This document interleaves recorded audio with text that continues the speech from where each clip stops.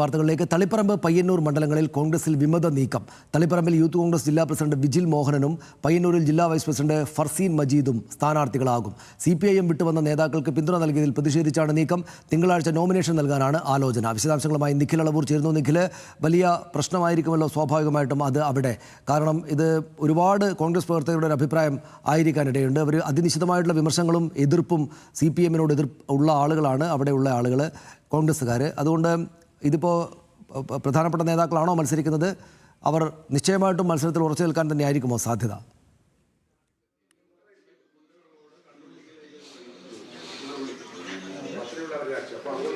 സനീഷ്, ഇവർ മത്സരിക്കും എന്ന് തന്നെയാണ് ഇപ്പോഴത്തെ നിലപാട്. തിങ്കളാഴ്ച നോമിനേഷൻ നൽകുമെന്നുൾപ്പെടെയാണ് വിജിൽ മോഹനും ഫർസീൻ മജീദും ഒരു നിലപാടെടുത്തിരിക്കുന്നത്. പ്രത്യേകം ശ്രദ്ധിക്കേണ്ട യൂത്ത് കോൺഗ്രസിന്റെ ജില്ലാ പ്രസിഡന്റും ജില്ലാ വൈസ് പ്രസിഡന്റുമാണ്.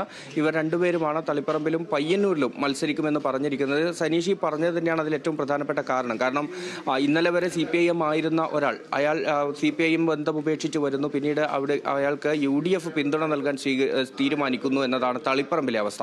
പയ്യന്നൂരിലാണെങ്കിൽ വി കുഞ്ഞികൃഷ്ണന്റെയും സമാനമായ സാഹചര്യമാണ്. നേരത്തെ KSUം യൂത്ത് കോൺഗ്രസും ഒക്കെ പറഞ്ഞത് ഈ പയ്യന്നൂർ കോളേജിൽ തങ്ങളെ ആക്രമിച്ചവർക്ക് വളവും വെള്ളവും നൽകിയ ആളാണ് വി കുഞ്ഞികൃഷ്ണൻ. അങ്ങനെയുള്ള ഒരാൾക്ക് വേണ്ടി വോട്ട് ചോദിക്കേണ്ട ഗതികേടിലേക്ക് KSUവിൻ്റെയും യൂത്ത് കോൺഗ്രസിൻ്റെയും പ്രവർത്തകരെ എത്തിക്കരുത് എന്നതായിരുന്നു അവരുടെ അഭിപ്രായം. ഏതായാലും ഈ രണ്ട് കാര്യങ്ങളും ചൂണ്ടിക്കാണിച്ചാണ് തളിപ്പറമ്പിലും പയ്യന്നൂരിലും ഇപ്പോൾ ഇത്തരത്തിലൊരു നീക്കം യൂത്ത് കോൺഗ്രസ് നേതാക്കളുടെ ഭാഗത്തു നിന്ന് ഉണ്ടാകുന്നത്.